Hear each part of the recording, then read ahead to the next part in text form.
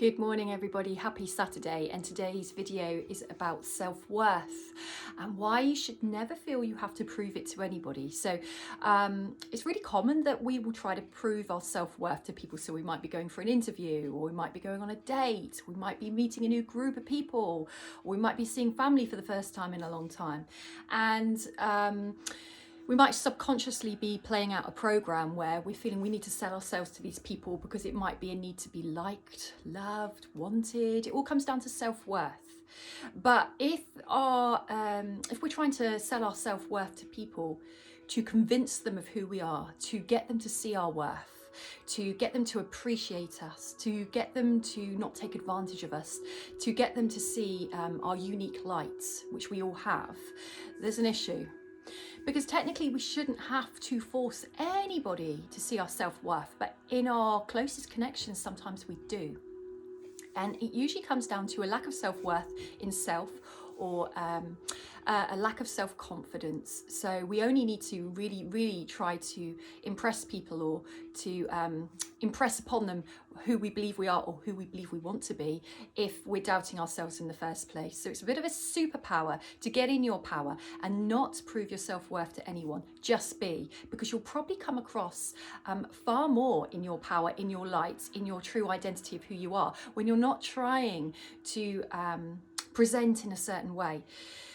When it becomes an issue that we're trying to convince people of our self-worth, and we may not be aware of it on the surface, is when we're trying to get somebody's validation that's not giving it, to get somebody to see us who can't see us as we are, to get somebody to notice us, to think we're special. And actually that's something going on in us, that why do we not feel those things in the first place within ourselves? And that's a whole different kettle of fish really. But if we're not feeling these things in ourselves, we can kind of try and get that from somebody else to fill us back up.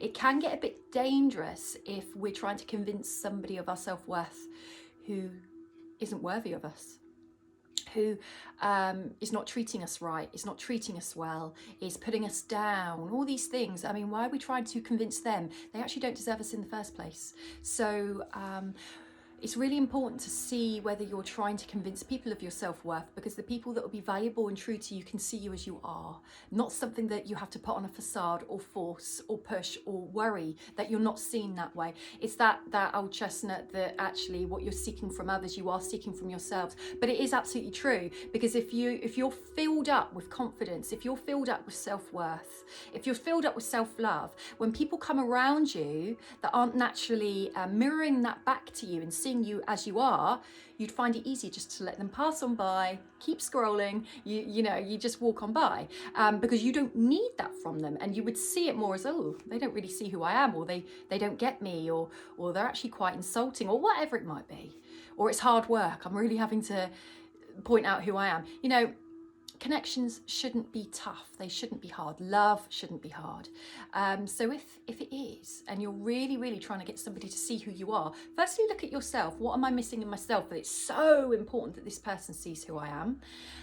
But equally, if they're not seeing you or your worth, that's something going on in them as well. You're not there to fix that, that's theirs. But do you really want to hang around trying to convince somebody? Sometimes the best way to get somebody to see your worth is to walk away and don't look back, and let them feel your loss. Let them feel your loss, let them go through that process. It might take them a while, but they might start to grow from your loss or your sudden burst in confidence that they didn't see coming, and it might actually be the catalyst to some kind of change in them. Whether they drift back into your life or not is irrelevant, but surround yourself with people who see your worth. But first, make sure you see your worth, because whatever you don't see in yourself, you will look to others for, and that can become a problem because they may not deliver. So fill yourself up first. People don't see your worth. You don't need to convince them of your worth. Just let them pass on by. Let them move on by. Look, this planet's so overpopulated. There's millions of us. There's millions of people that will see your worth.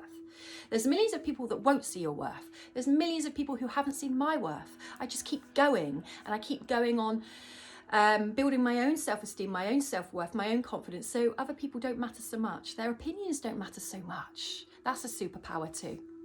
All right? So never convince anybody of your worth, but start building up your own.